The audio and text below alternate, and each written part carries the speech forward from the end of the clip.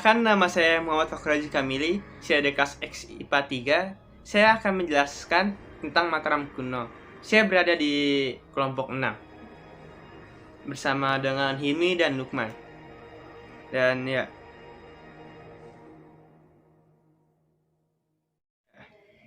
apa itu Kerajaan Mataram kuno? Kerajaan Mataram kuno, atau sering juga disebut dengan Kerajaan Mataram Hindu atau Kerajaan Medang, merupakan kerajaan penerus dari Kerajaan Kalingga di Jawa yang diperkirakan eksis pada abad ke-8 hingga 10 Masehi. Sejarah kerajaan ini cukup panjang, yang dimulai sejak abad ke-6 Masehi. Mataram kuno yang bercorak Hindu biasanya disebut untuk membedakan dengan Kerajaan Mataram Islam yang berdiri sekitar abad ke-16 Masehi. Bumi Mataram adalah sebutan lama untuk Yogyakarta dan sekitarnya. Di daerah inilah diperkirakan Kerajaan Mataram kuno pertama kali berdiri. Sumber sejarah Kerajaan Mataram kuno berasal dari prastasi, candi, kitab carita Paranghean, dan berita dari Cina. Kerajaan yang didirikan oleh Sanjaya bergelar Rakai Mataram ini beberapa kali berpindah pusat pemerintahannya. Kemudian, lokasi Kerajaan Mataram kuno. Lokasinya yaitu ada dua. Pertama adalah periode awal Kerajaan Medang, yaitu di Jawa Tengah, di bawah Wangsa Sanjaya dan Sailendra 732 sampai 929 Masehi. Serta yang kedua ketika pindah ke Jawa Timur dan dikuasai oleh Wangsa Isyana 929 sampai 1600 Masehi.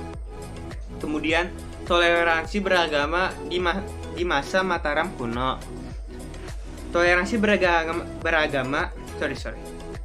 beragama masa Mataram kuno. Kerajaan Mataram kuno terkenal dengan toleransi beragama yang kuat antara umat Hindu dengan Buddha, seperti terlihat dalam pembangunan Candi Borobudur, Candi Kalasan, Candi Prambanan, dan lainnya. Hal ini tidak terlepas dari peran para pemimpinnya yang mengajarkan toleransi. Pada masa kekuasaan Mataram kuno, raja-raja dan rakyat memiliki perbedaan agama merupakan hal yang biasa. Antara raja dengan rakyat tidak harus beragama sama. Hal ini dibuktikan oleh banyaknya sisa-sisa candi Siwa di sekitar Candi Borobudur. Nama-nama raja di masa periode Jawa Tengah, yaitu Mataram kuno. Saya akan mengulas sedikit saja. Yaitu Rakai Mataram Sang Ratu Sanjaya 732 sampai 760 Masehi. Rakai Panangkaran 760 sampai 780 Masehi. Rakai Panunggalan alias Dharanindra yaitu 780 sampai 800 Masehi.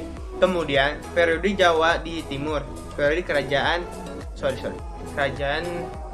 Mataram kuno di Jawa Timur. Ajan, tunggu sebentar.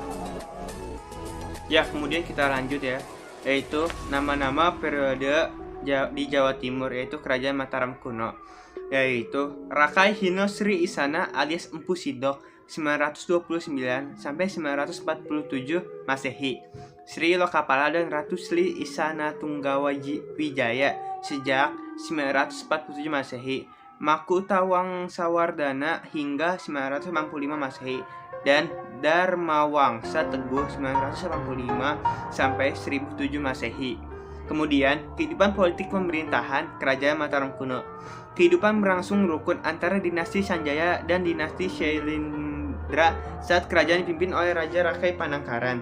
Kemudian, setelah beliau wafat, kerajaan terpecah menjadi dua, namun bersatu kembali setelah perkawinan politik antara Rakai Pikatan dari Wangsa Sanjaya mengadakan perkawinan politik dengan Pramodawardhani dari keluarga Sailendra. Melalui perkawinan ini, Mataram dapat dipersatukan kembali. Pada masa pemerintahan Pikatan Pramodawardhani, wilayah Mataram berkembang luas, meliputi Jawa Tengah dan Timur. Maaf jika ada kesalahan. Wassalamualaikum warahmatullahi wabarakatuh. Dan selanjutnya dipersilakan.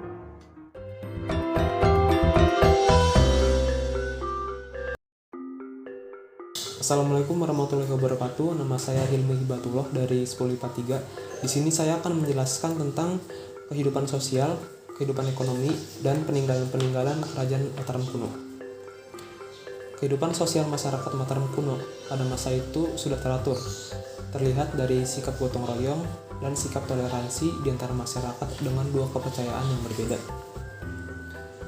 Perekonomian kerajaan Mataram kuno tentu saja sama dengan perekonomian kerajaan-kerajaan lain pada masa itu, yang bertumbuh pada sektor pertanian dan perdagangan.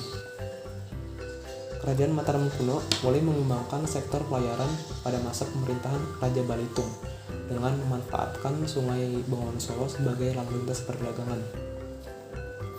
Peninggalan-peninggalan kerajaan Mataram kuno diantaranya Candi Prambanan, Candi Borobudur, Candi Mendut, Prasasti Kalasan, Prasasti Canggal, Prasasti Sojomerto, dan lain sebagainya.